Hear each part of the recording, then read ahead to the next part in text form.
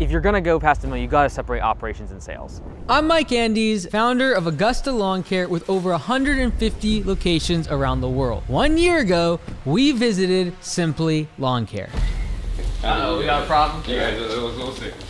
A $800,000 per year business ran by co-founders Brandon and Scott. Scott found himself working 90-hour weeks. Meanwhile, Brandon lacked direction for his role in the business. He's gonna start feeling like you're not doing enough. Is that a frustration for you? Eventually, you guys are gonna start colliding. Screw him, I'm mad at him. When people don't treat you like a human. And it's like one of those things you just gotta kind of toughen up, you know, like just deal with. They've had explosive growth in the past year by attacking these 3 problems. 1, way too much overhead cost. Number 2, delegating the roles inside of the partnership. And 3, marketing to get more leads. The difference between this year and this year is whether or not that can get nailed down. We are going to check in with Brandon to see how they did it. Good morning. Good morning, how you doing? How's it going? What's your name? Scott. Scott, okay, great. I don't think we've met before, right? Yeah. Or you've been at conference? Yeah, I've been to the okay, one. I remember Brandon more, I think, because he would be the one to stand up and ask questions. Yeah, he's the talkative office boy. More of the team general manager. Cool. During COVID, we both lost our jobs. Let's just get a company going, not even company, a side gig. You know, we did the little cutout door hangers, put them all around. Said like mowing for $30, I think a mow. So obviously underpaid, but we just banked on the fact that we were a couple college kids that lost our jobs and we're just trying to work. So we started this company because we saw his YouTube videos and said, hey, this guy knows what he's doing. Let's just do everything he says. And the reason we've been able to grow to 800,000 in 3 years is because we just did everything he said. When I first pulled up, I could sense a little bit of tension between Brandon and Scott. He's the talkative office boy. More of the team general manager. They are equal owners, but I wanted to know if the responsibilities are also balanced. After the team meeting, I pulled aside Brandon. Scott's role's been more consistent. My role's kind of changed. So Scott has always been the GM, you can call him. Yeah. Now he's just like fighting fires, obviously, doing all the scheduling for the guys. If I'm doing estimates all day, I'm doing like 20 or so estimates, whatever it may be. By the next day, there's a machine that has to get fixed. So we don't have extras. So that night, sometimes I have to come in. I have to fix the machine so that way in the morning we can stay to schedule. Yeah, he's always working until 12:30 at night, fixing all the stuff we break during the day. He always makes sure we're set up for the day. This is what we're working for to make $1 million business. I feel like they always look a little all over the place, but it's what we work on. And it's just a never-ending growing battle. It's really the only way I can manage it. I just think forward. Don't let myself get caught up in the 90-hour work weeks or even more than that sometimes. And it's like one of those things you just gotta like kind of toughen up, you know, like just deal with. You know, this is one of those weeks where everything just tends to go wrong. And we're working, we're making do. What I was doing about a month ago was I was doing all the estimates and taking all the calls. But then in the past month, because we wanted to upgrade to Copilot, we hired the office assistant because we just needed to get some new people in here. So we did 80 applicants. Lily, what's she do versus you? Now what she's doing is she's still taking all the calls, she's handling all the emails. Brandon and Scott hired an office worker to help with some of the admin tasks and take them off of Brandon's plate.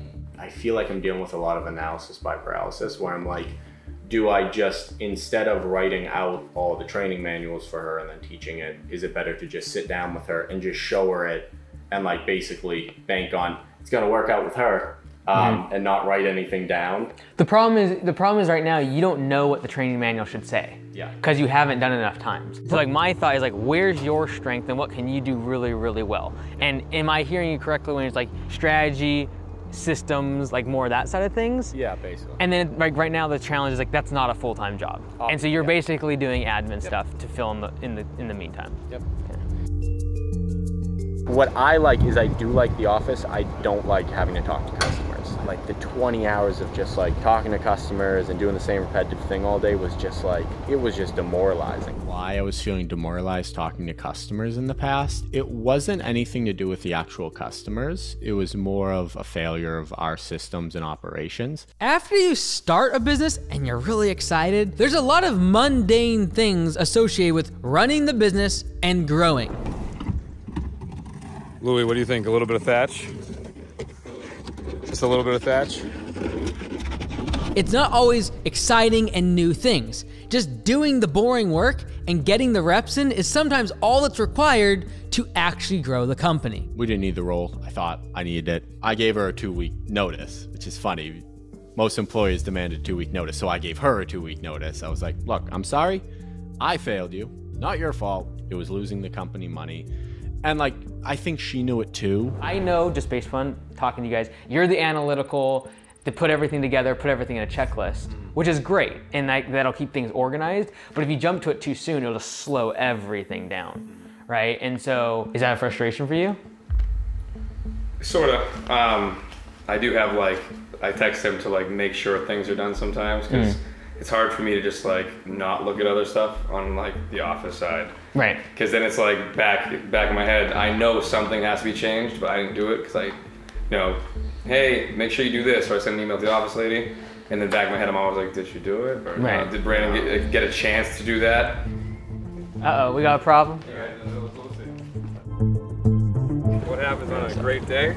Flat tire. Oh no. And so what I'm seeing is a business that is like, if Scott's not here, it all will fall apart. That's essentially like my concern. It sounds to me like you are really good at sales, but you're also the ops person. And that's the part that I think is gonna be the bottleneck. Because as you keep growing the team, ops becomes like its own thing. Just managing the guys, making sure there's always a flat tire. That's that constant, like, cause like once I have like one bounce off track, it's not like it just takes that 20 minutes. Somehow it tends to take like the 40 minutes. There's always added time somehow, where it's like, gotta come back here, grab this, grab that, go to them, fix that for them, or even like bring another machine so they can keep going to stay on schedule. The number one thing like that makes me feel comfortable on the job sites is anytime I have a question, call Scott, FaceTime him, tell me exactly do it. Like that's what I did earlier, the hill, like it's my first day on the stander. I felt a little nervous with the hill, called Scott, just push mow it, you're gonna be good, man. So no, that's it. Don't worry when you got their phone call away to help you out with everything. We had this offsite meeting. We did our first time we ever did peer reviews, and every single person was telling me, you're doing too much, you're gonna burn yourself out, all this other stuff. And I was like, my hands were in everything in the business. So I literally, with Liz, we took 3 hours, I wrote every single thing I did down for a day, 22 things. And I was like, okay, who could do these things? Like, who can open up the shop in the morning? Who can do the equipment maintenance? Like every little thing, until finally, it's like one day, it's like, there's nothing here. And that's when you can go do more locations. You can do a lot more stuff because you don't need to be an ops anymore. So it's really going this direction, in my opinion. It's like, okay, this has to be done. That then frees Brandon up to be able to take this off your plate. You focus both now on a much more individualized roles of selling. Will probably increase your close ratio, like a lot of really positive things. But then in order for this to happen, you've got to like, this is probably 20 things, by the way. You don't realize how many tasks you do a day until you write it down. I probably have 22 or more. And that's just things I don't even notice until the day-to-day happens. How do we fix that? Well, probably Brandon taking these off. Probably getting one of your best guys, be like, hey, I want you to be responsible. A lot of them don't even want extra pay. They just want the responsibility. Which means if I write something down here that's broken, I expect to be fixed every single week, or let me know why not. And then it's a matter of, okay, now you have more time to go focus on those things, but it requires him to do this. Well, then what's gonna break down? This. These sort of things. Right now, we're not leaning on the admin person because they need training, whatever it is required, systems are required to get them trained up so that this can actually happen. Right now, I think this is breaking because this is not happening. And this is not happening because we don't have any confidence over here.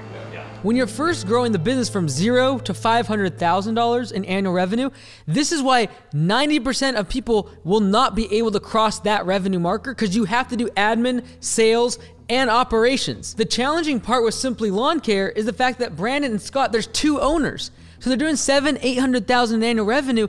There's really not enough margin and profit to pay for someone else to take a role over. Scott is just doing all the in-person estimates and helping train the team. And then I'm doing all the office work now. We decided no office person this year. I'll just do it all. So I handle all admin. He handles all ops. And then sales is technically split. He does any in-person estimates, but I handle everything virtual. We actually have a quarterly meeting and a monthly meeting. We just sit there for half a day and we just brainstorm what's going wrong with the company right now, what needs to be improved, and what do we want to implement. we pull out their list again of what we assigned to each other, you know, improvement wise, and we just say, okay, did you get this done? Did you get this done? And we just go down the list and make sure everything got completed. And if it didn't get completed, like, why was it not completed? Simply Lawn Care was spending $30,000 a year on Facebook and Google trying to get new leads. I thought the old marketing was like dead. I was like, yard signs don't work, door hangers don't work. I'm not super warmed up to door hangers still. We haven't gotten great results, but yard signs have been phenomenal. If you've been trying Facebook, you've been trying Google, and then you find something, just go all in on it, right? And the thing is, it's unsexy to do that. There's no course about like how to put up yard signs. But it's like, look, if that's your best customer acquisition cost, just go all in on it, right? Because like I did yard signs, for example, when I started up in North Carolina, they all got taken within 24 hours. And so, but like it was door hangers, and there's like once we found that over the course of a few weeks, it was like just go all in 100% on it. And so like if that's your thing is yard signs, it's like, okay, great. Instead of spending $1,000 a month on Facebook and Google, I'm gonna spend $1,000 on having someone go part-time and just put out a gazillion of these things across our market. And then people just know us as the guys who have yard signs all over the place. The question is, would it be better to spend that $30,000 in marketing spend, and instead of giving it to Google and Facebook, just give it to your admin person, and their whole job is simply to follow up on existing estimates and call all of your existing customers in your database and try to upsell them more work. And so I think a lot of times we're always going for the new shiny like customer when it's like, you got 1,700 people that have done service with you. And if you just convert more of those instead of spending $30,000, $40,000 a year on marketing, that money goes in your pocket, and someone like calling can get 100 of those an hour, no problem. Well, what if we run out of 1,700 people? Okay, call property managers, call real estate agents that have things on the market that just came up. You can have an alert every single new house that comes on the market, and you give them a property cleanup. Steven, quick, how much do you love spring cleanups?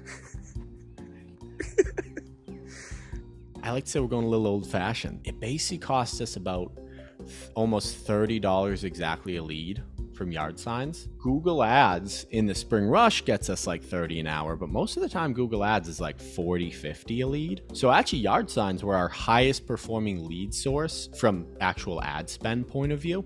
So we actually went super. We bought 500 yard signs, spent a couple grand on them. I mean, our biggest lead source is free Facebook posting and Google reviews, #1. My biggest issue was like my last company is like, you see your boss kind of like sitting in the AC on Facebook when you get back from work, and all he does is like hand out your check, and like they're grinding. Both of them are up all night. And like that's where it knows, like, I know my boss is outworking me, so it's like I'm gonna try to work as hard as him. We both know it's gonna hit that plateau, and the only thing getting us past that plateau is just like the delegating roles, you know, fixing our systems a little bit. And that's really what we plan on having Mike here for. It's such a weight and a responsibility, where it's like if you can't control your own emotions, it's not gonna work. We won't ever like clash. We might butt heads, but it's not ever like negative. It's like, what decision do we make? It's strictly numbers. It's strictly generating revenue. Repetition. I want to have that like that big company team feeling. The happiness of these people is what makes me emotional now, because they've always been there for me. That's where the growth comes from. It's not like, oh, Brandon's, you know, he's slacking today, screw him, I'm mad at him. It shouldn't be like that ever. If you have a wife, this is your second wife, and you need to tell your wife that. I told my girlfriend, like, I have to treat Scott like my wife now. Trying to like grow a company with a partner, you're never gonna be on the same path. It's like a marriage. And like, you gotta understand that not every day it's like a 50-50. This year, we actually have ran the numbers, and we should have more disposable income at the end of the year, which we're not paying out to ourselves. We're still not making much money. Although one highlight is Scott and I have raised our salary to finally above minimum wage. We ended the year at $700,000 last year. We should do right around $1 million this year. On the low end, we projected at $900,000. That's if, you know, we just follow the current trend. High end, maybe 1.1 million. I'm happy to say that Brandon and Scott from Simply Lawn Care have turned around their business. They're gonna increase revenue by almost 50% this year, and they're gonna be able to make enough profit to at least pay themselves a little bit of a salary. I think this is a big win, and I look forward to seeing what Simply Lawn Care will do in the future with multiple locations and constant expansion.